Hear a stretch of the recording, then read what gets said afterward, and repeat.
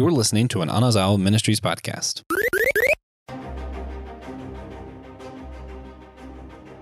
What do you geek out on? What do you Hulk out on? If that's a question you wrestle with, then you've found the right podcast. We are Systematic Geekology, your priest to the geeks. And when we say that, that means that we're mediators and curators of those things we geek out on, or maybe even Hulk out on, and the philosophical and theological, those deeper questions that all humans wrestle with.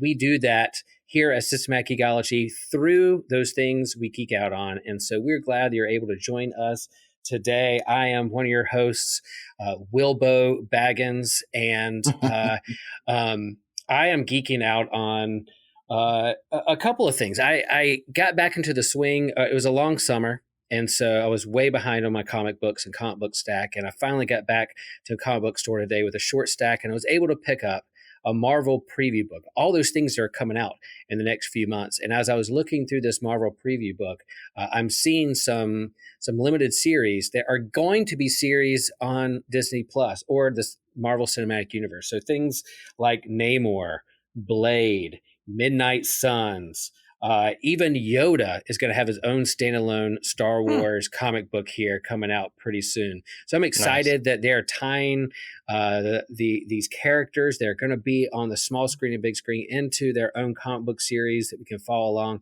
I think Marvel does a good job in kind of harmonizing those things together. And then I may pick up a book that I've never picked up before. It might be a new comic for my pull list, which we've talked about before on this thing. So I'm glad to be with you. And our other host is... Yeah, I'm Joshua Knoll. I am one of the co-hosts of the Whole Church podcast. I also do this show. For me, what I Hulk out on, I tend to discover that when I have not had bacon in like 2 or 3 days, my skin turns this bright red color. I become a giant monster. Some people start calling me Thunderbolt Ross or something. I'm like, oh, yeah, whatever. Yeah, it happens, you know? That's right. The breakfast meats are good. I remember somebody asking my daughter one time what her favorite food was, and she's like, breakfast meats. And I'm like, not a bad answer. That's good parenting. Breakfast meats. If you haven't gathered yet what we're talking about today, but we are going to talk about the new TV series on Disney Plus, She-Hulk. And we're going to talk about what our history is with this Marvel character, a long Marvel character. She's been around a long time in the Marvel comic book universe. And then what our impressions are of the first 2 episodes of the show, kind of our hopes leading up to it. And then the first couple episodes have dropped and we've seen those. And then we'll talk about our impressions, what's going on in geek culture around the show. There's a lot happening. There's some lightning rods going on. Yeah. So Joshua, did you have a history or knowledge or love of She-Hulk before this TV show? Is there any history there leading up to this? Very briefly.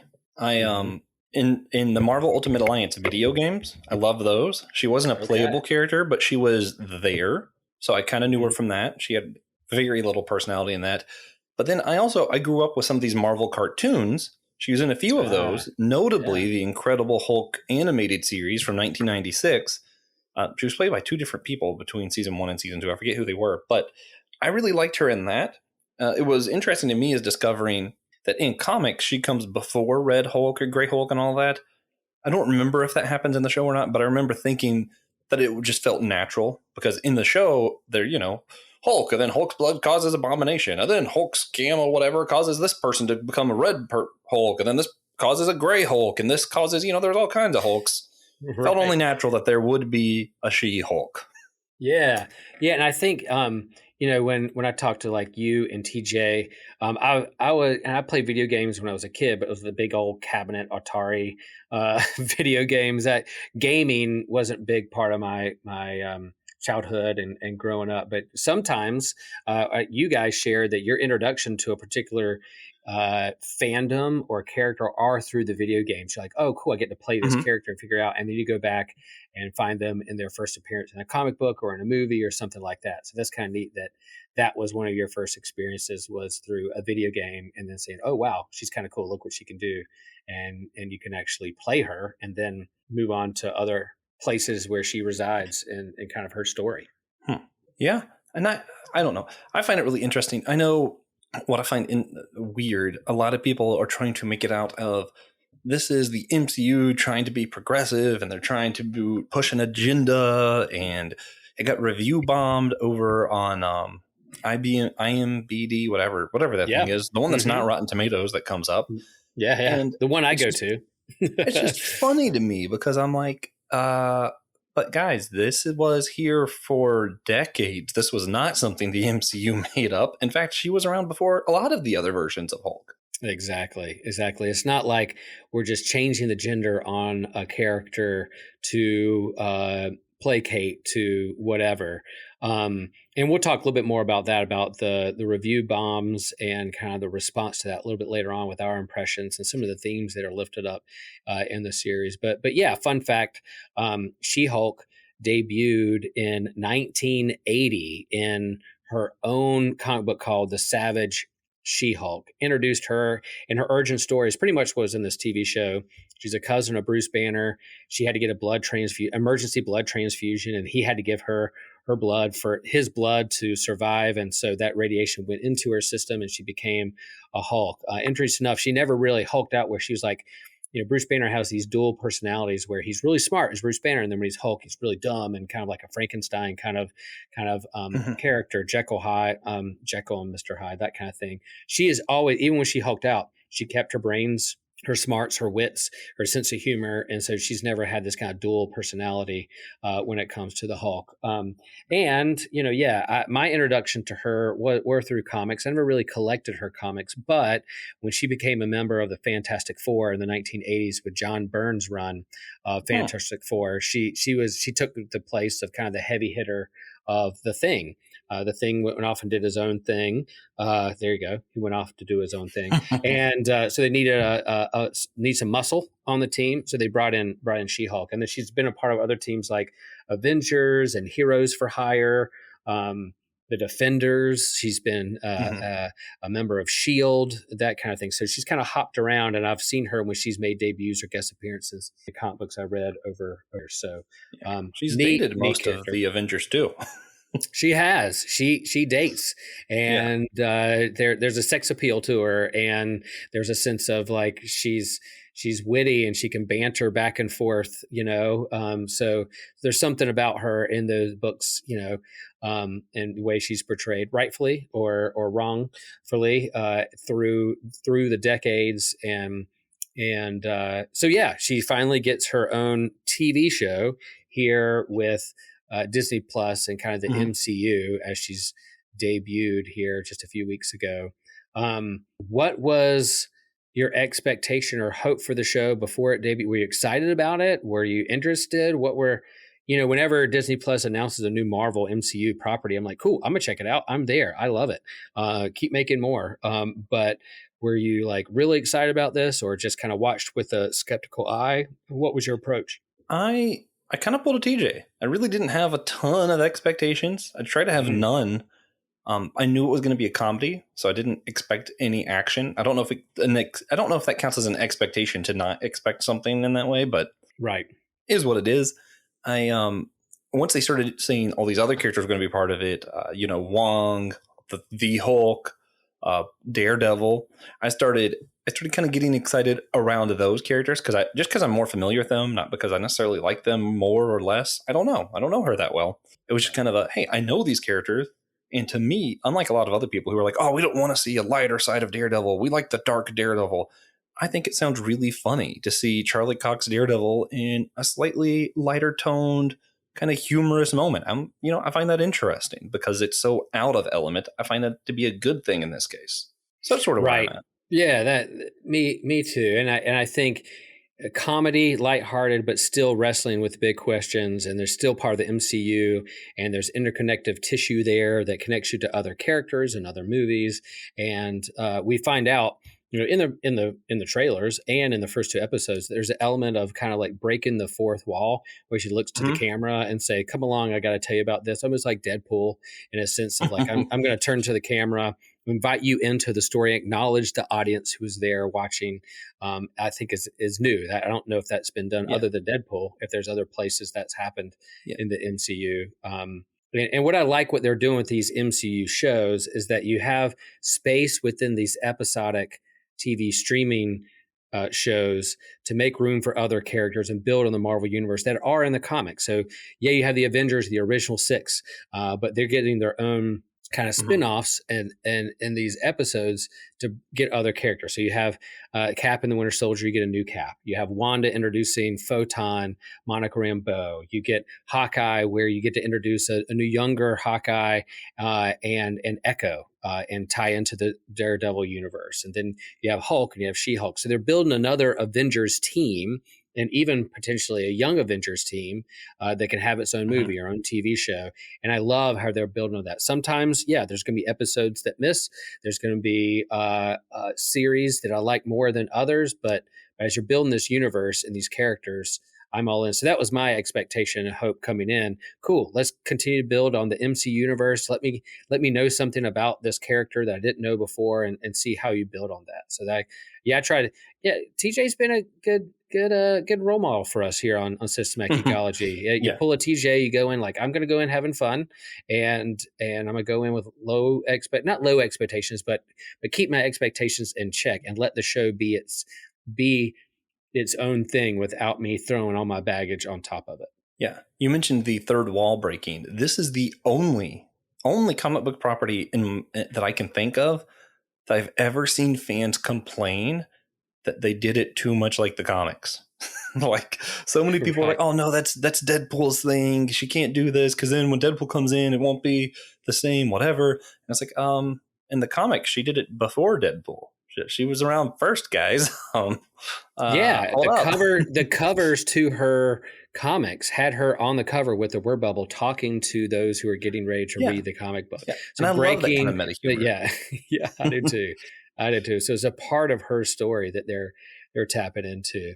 So before we get into like the fan toxicity, when fanboys doing what fanboys do, there's been 2 episodes out. You had kind of your expectations in check lead into it. You've seen the first 2 episodes. What are your thoughts, Joshua? Yeah, when this releases, the 3rd one will be out. So anything could have changed. By the time you listeners are hearing this, I might hate the show. But as of now, I like it. I'm trying to figure out how to word this. I was talking to our other co-host. We already mentioned it a lot. This might be an episode dedicated to TJ.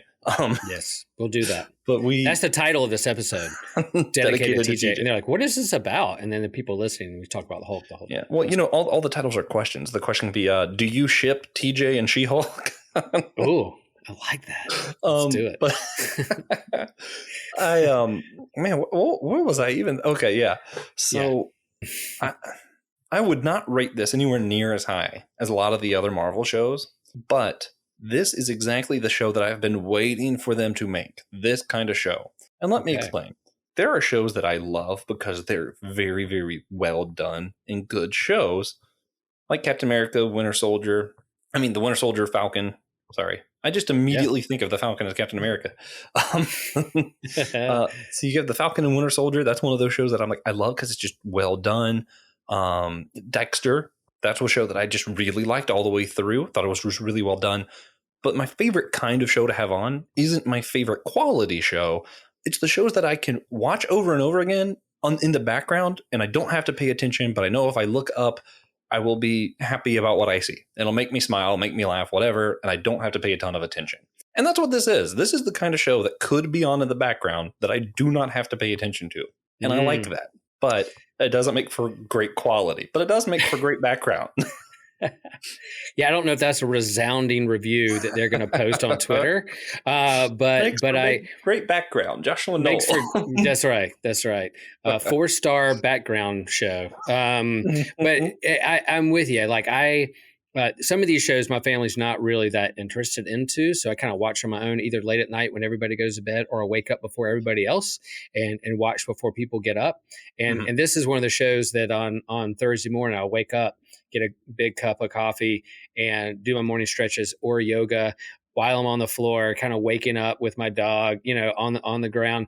And it's funny that the first episode they're doing yoga and trying to get, and while I'm doing, down dogs and cross-legged pigeon, all those things. So I was right along with it. But it is a little bit more lighthearted. It's not as serious. You need to pay attention to every detail. But there are some Easter eggs in there that I wasn't quite paying attention that are there that I missed. Like supposedly there was like some article or something that posts like man with claws in a bar fight. And I was like, oh, so they're like Easter egged a Wolverine sighting that I went back to try to hunt down. I can't find it. I guess I need to Google that, or someone on YouTube found it and is going to break it down. But so yeah, I'm with you. Coming up, I wanted to have fun with this, and I did. I liked the first 2 episodes. I liked what they're doing with it. I like that they've brought in Bruce Banner and he's talking to his cousin. There's family, there's work dynamics, there's her wrestling with life. And does she really need this other thing to complicate her life? No.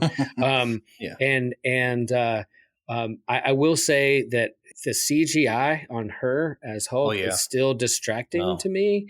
All the other aspects of the show has been really good, but her CGI is very, like I'm watching an episode of Shrek or something, and I'm kind of like, I'm trying to get past it. I'm giving the benefit of the doubt. I'm sure somebody out there is doing their fixed it for you, kind of video. but so that's a little distracting, but the tone, the writing, the acting is good. Are there other shows that I like better? Sure. I'm coming off Miss Marvel, who I absolutely loved. And it's not that quality with me right now, but it's a different kind of show. So I'm going to ride this out, and so far I like it, and I'm going to keep watching and see what story they want to tell. Well, yeah, it's first off, because you're talking about her family stuff, I got to say, I think she's the most normal of the superheroes we've had so far. Yeah. She's an ordinary person that I might work with, someone who's exactly like her.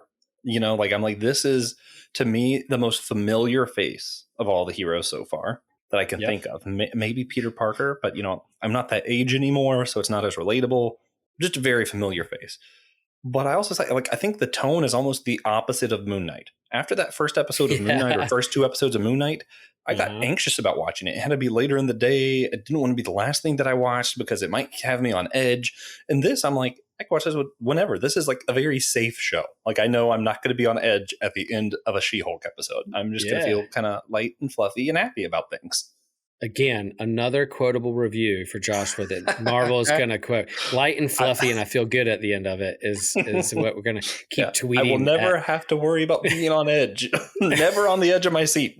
Which is ironic with someone who's a show about a Hulk who's trying to keep her anger in check or trying not to Hulk out at the wrong moments. So it's kind of ironic there. Which leads us to the next discussion. Like, as we're watching this, Joshua, do you feel like those who are like super defensive about this being super woke or has its feminist agenda being thrown down my throat? Do you agree with those reviews that they're throwing up on IMDb? I respectfully think that that's stupid. Okay.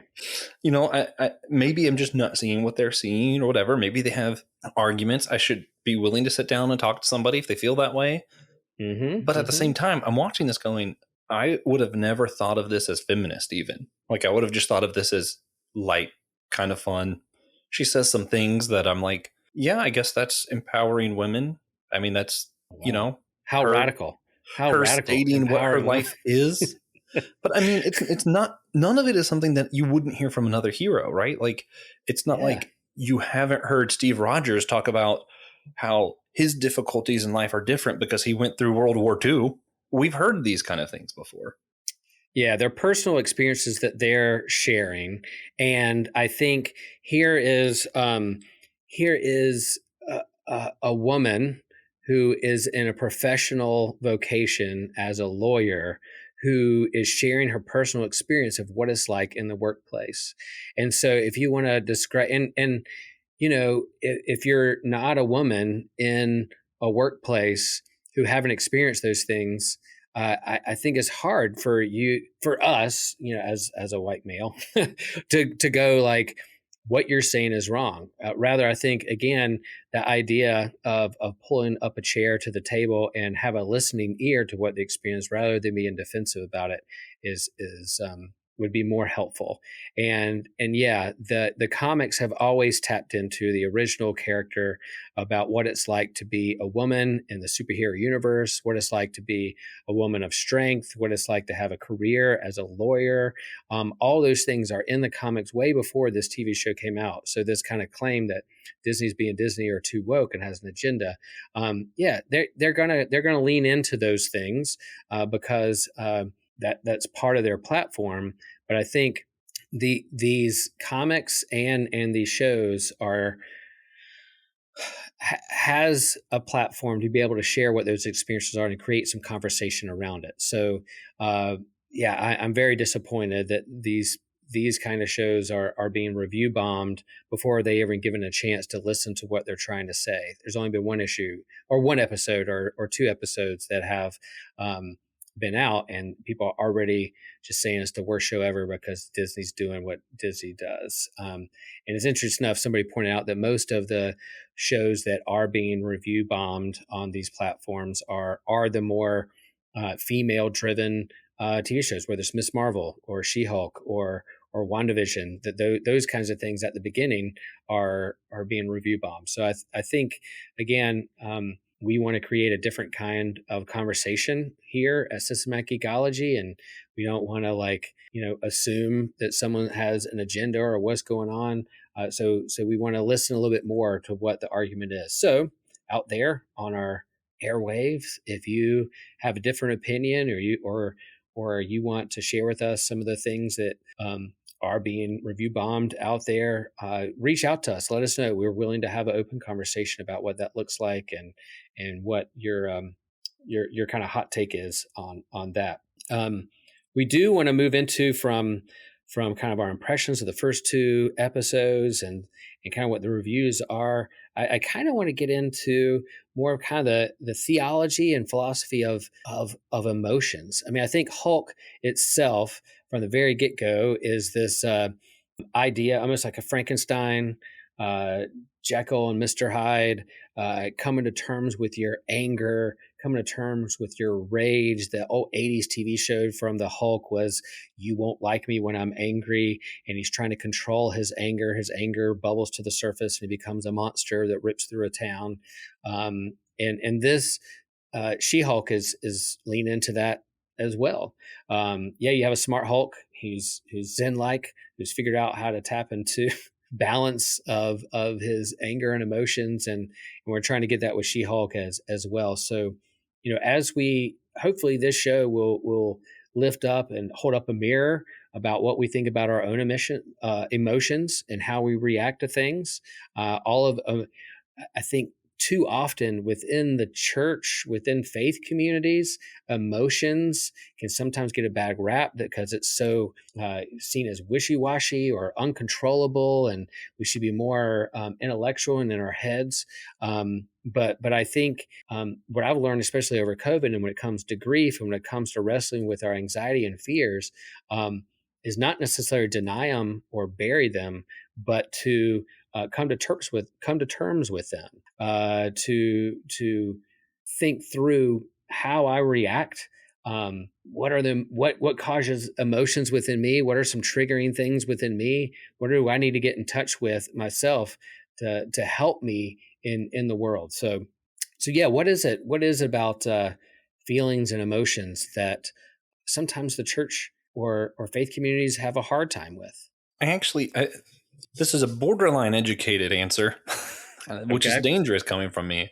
I'm not very educated in many things, but from my understanding, a lot of the earlier Greek thought of, basically prioritizing intellectualism kind of seeped into the church early on. I mean, you even see it in Paul's writing. Yeah. Not necessarily a bad thing. It's a good thing to want to study, to, be astute at things, to be people of the book is what they used to call Christians. But I feel like over time that got coupled with this idea that emotions are less than. And certain people throughout church history have emphasized the parts of the Bible that talk about the flesh being, the thing that produces sin. So anything that is of our bodies is sinful, which apparently also includes our emotions. We got to ignore those parts of us and only focus purely on the soul. The spirit, the soul, those are the only things that matter.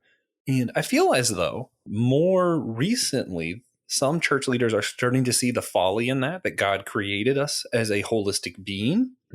Specifically, I'm thinking Dr. Greg Allison, someone who we've had on the Whole Church podcast before, recently wrote a book about the embodied Christ and talking about how it was important that Jesus had a body and where the body is redeemed. And I feel like that's a really important work. There's a few other works right now of embodiment and the importance of it. So there's an early turning the page there.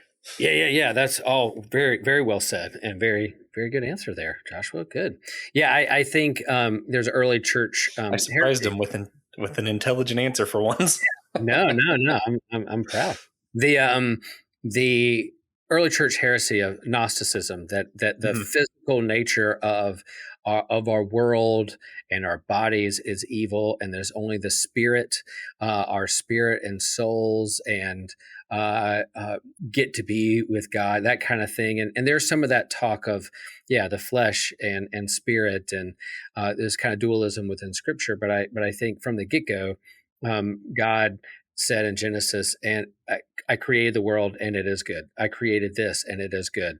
I created bodies and it is good. And that's the reason why we believe in the physical resurrection of the body, and that Jesus was a real person who ate with folks and literally died on a cross physically and rose again physically. Like that embodiment is a big part of our faith, at least the Christian witness as well, and Christian testimony. So and I do sometimes emotions are seen as kind of like fleeting or coming and going, and don't be tossed on the rough sea of emotions. But it's also what it means to be human, to have an emotional response, whether it's love, joy, anger, rage, grief. Those things are part of our journey. And so, it's not that we just don't have a filter and we can just say whatever we want and just rage out, Hulk out whenever we want to Hulk out. And I think the show talks about that a little bit. She gets in tune with her rage, her anger, and is more accustomed to deal with that more than her cousin, because she's had to deal with it a little bit more as a woman in the workforce, and some of the things that are in her experience. So I like it that they're lifting up some of those things. I think people of faith, something makes me mad. Do I go right to Twitter and be kind of just kind of rage on it, or do I think through it a little bit? Do I discern? Do I take a deep breath before jumping right into kind of a social media fight or a real fight? I think is important, but also to be in tune with what triggers us. What is it that gets emotions in us? What are we scared of? What makes us angry? I think is all part about maturing in life and in faith. And I think, this show kind of may hold up a mirror to that, may help us unpack that a little bit or think through that a little bit more. Yeah, there's lots of scripture. I've actually spent a lot of time thinking about this, weirdly enough. So, scripture wise, there's be angry and sin not. That gets used a lot. Be angry. That's okay. Just what you do with your anger is actually the important thing. Jesus flipped the tables. He was angry, right? Jesus wept. He was very much in tune with his body, his emotions, all of that. Yeah. C.S. Lewis, since this is the year of C.S. Lewis on systematic geekology, get to bring that up. He writes a book on reflection of the Psalms, and he points out how much of the Psalms, if you treat it like theology, would be heresy. Yeah. We're against abortion, but if you look at some of the Psalms where it says, I'm so angry, I would like to take my enemy's babies and throw them against rocks. That's a whole lot worse than abortion, right? Come on. And yet God thought that was a worthwhile thing that someone said, that someone felt to include in the Bible, because it's okay. It's important to sit with your anger, to sit with your sadness. Even a lot of the Psalms are sad. A lot of your old prophets were, ripping their clothes, putting sackcloth on, and wept before the Lord. It's a good thing to be in tune with your emotions. I think to me, and this is where Will's going to take over and be a pastor once I say this, is I think a lot of it comes down to your heart. We like to treat sin and stuff as though it is, did I do the right thing or did I not do the wrong thing kind of stuff. But really, what makes God glad should make me glad. What makes God angry should make me angry. And I think it's a matter of your emotions are a good signal for, is your heart in the right place? When I hear terrible things happening to other people, does it do something to my emotions? Do I feel some bad way about that? If not, something's wrong, actually. And similarly, if I see another brother or sister in Christ get something great and I get jealous, there's something wrong. But if I'm happy for them, even though maybe that's something I wanted, but my first reaction was joy for them, that's a signal that I'm more in tune with God's heart. And I think emotions can be good signals in that way. Very well said. And I think you're right. I think it's biblical. Emotions are biblical. And then even this aspect of us being created in the image of God, it doesn't mean that, God looks like a human or male or female, but that when it says that the God is a jealous God or a passionate God, that things make God angry, are part of us being created in God's image, is we thus have this emotional response because we're created to be in relationship with other people, and those relationships carry with it emotion of love, of hate, of anger, of jealousy. Those things come into play when we're in relation to other people. So God creates in God's image because we're in relationship with one another. And so again, how you discern that. And as a pastor, a lot of people who come into my office or I talk to or confide in me, a lot of it is me just giving people permission to feel what they're feeling and to not deny that and not feel guilty about that. He's talking about me. Too often, Joshua, we beat ourselves up because we feel like we're feeling the wrong way. It's like, no, you're justified. You're grieving, or you're angry, or you have righteous anger about something. Right, I'm a surfer. Ride that wave. See where it takes you. And you may wipe out, but we're called to get back out there and go for it. So I like that this show, and I think much of what these shows examine, what makes a hero, what makes a villain, part of our faith, what makes a saint, what makes a sinner, what are we growing towards, where's the intention of our heart growing into who God created us to be. I think hopefully this show is going to kind of nurture that a little bit, or massage this a little bit of what does it mean? Like who is the villain that came in the first episode crashing through the door? Titania? I don't even remember. I think it's Titania, like her main villain. Like perhaps she's like She-Hulk and has those rage issues and she's super strong. I think in the comics they deal with that too, is kind of like the opposite end of She-Hulk, very similar powers, but what she's doing with it is what makes a difference. And so that's going to be fun to see played out as the series goes on. And for me, where I think the turning point of this character, she didn't want to be a hero. She doesn't want to do this. She doesn't want to do that, whatever. She's trying to figure out her own life. For me was she found out that Emil Blonsky wanted to hire her. Someone who tried to kill her cousin. She didn't want to take the case. Understandably so, right? Like, I love my cousin. I feel a certain way about this, whatever. She goes and talks to the guy, hears his side of the story, and she's able to change her heart on the matter and decide, I'm going to do this. And for me, that was the big hero moment. Not she punched the right bad guy or she decided to Hulk out at the right moment. No, when she decided, I am going to take this case. Yeah. Because that was a hard one to take. Yep. And we'll see what the consequences of her taking that on and what that means. And the other, they removed Hulk from the story because he hopped on a spaceship and flew out to space. Is that Planet Hulk? Is that what's happening? Yeah, it looked like the same spaceship that was the Master's, or that's not his name. Who was the guy in Ragnarok? I can't believe. Don't put me on the spot. See, people, I love that movie, but I couldn't remember that. As smart as we are when it comes to the geek, is it Jeff Goldblum? It is Jeff Goldblum's thing. It was like his ship. Is either getting him or taking him back. So they kind of take the Hulk off the map. To let her be her own. And he seems happy to go. He seems happy to go. So that was kind of neat. But we'll I think we have like 8 more episodes, 6 more. Yeah, 8 more. There's a lot. So more than Miss Marvel, more than Moon Knight, more than Hawkeye. They're a little bit shorter episodes, like 30 minutes or so. But casual, light, fun, never on the edge of your seat. Grant, again, quote that as a review on Twitter, MCU. So everyone, time for the wrap up. Let us know what you think of the show so far. Let us know if we're off base or if there's a legit critique of wokeness that's going on. We're here. We're here to listen to that. We're not gonna condemn you. You pull up a chair to the table. Let's have a good discussion. About it. And let us know what you think of the show so far. Recommendations.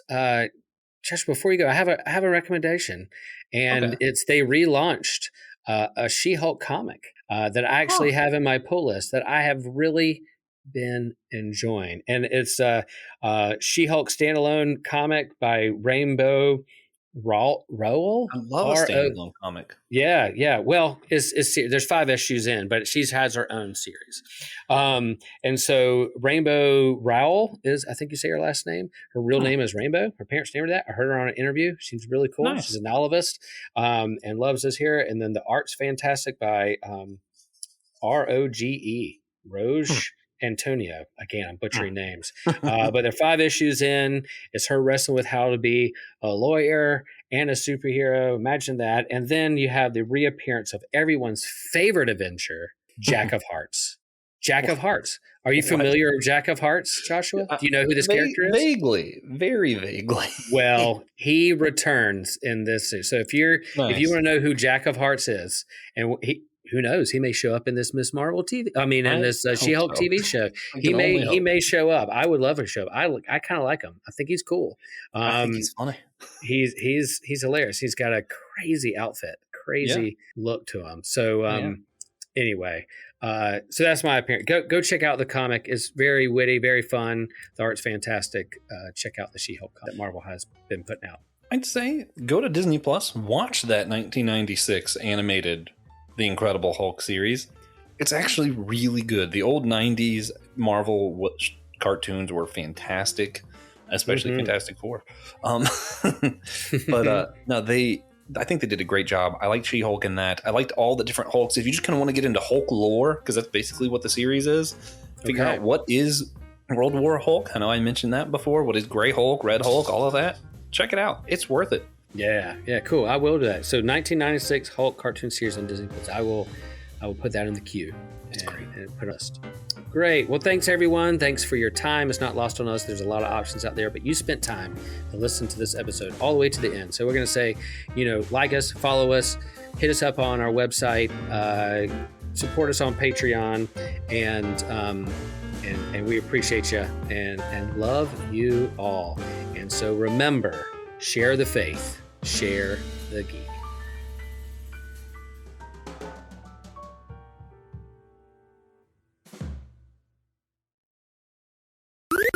This was an Anazao Ministries podcast. If you enjoyed this show and would like to learn more about our network, be sure to check out the Anazao Ministries podcast network.